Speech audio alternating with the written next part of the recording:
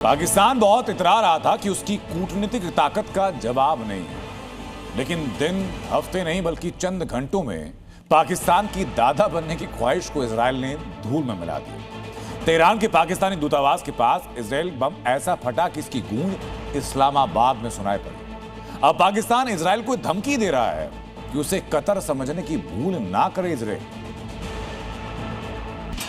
जब गीदड़ की मौत आती है तो शहर की ओर भागता है, और जब मुनीर फौज की शामत आती है तो पाकिस्तानी हुक्मरान की जुबान लंबी हो जाती है,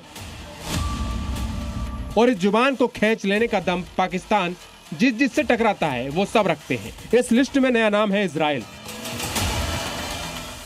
वो इजराइल जिसने तेहरान की जमीन को गाजा सा बनाने पर आमादा है।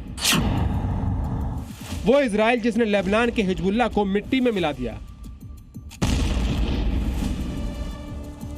वो इजराइल दो मुस्लिम देशों के दांतों के बीच अकेली जीत सा है, लेकिन खाड़ी के खारे पानी का रक्त का समंदर बनाने की ताकत रखता है।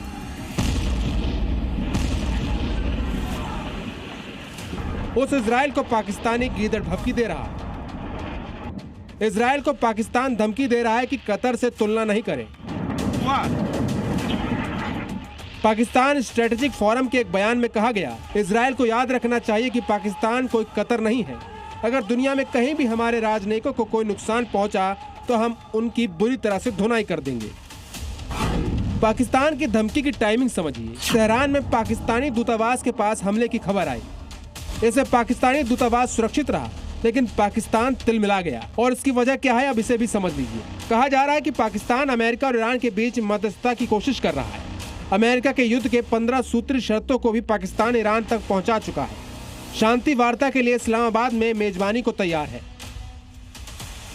पाकिस्तान उन मुस्लिम देशों की जमात में शामिल है जो अरबों की धरती पर इजराइल के अस्तित्व को ही सिरे से खारिज करता है। लिहाजा इजराइल को भी पाकिस्तान फूटी आंख नहीं सुहाता। ईरान और अमेरिका के लिए पाकिस्तान की मदद भी इजराइल को खटक रही है।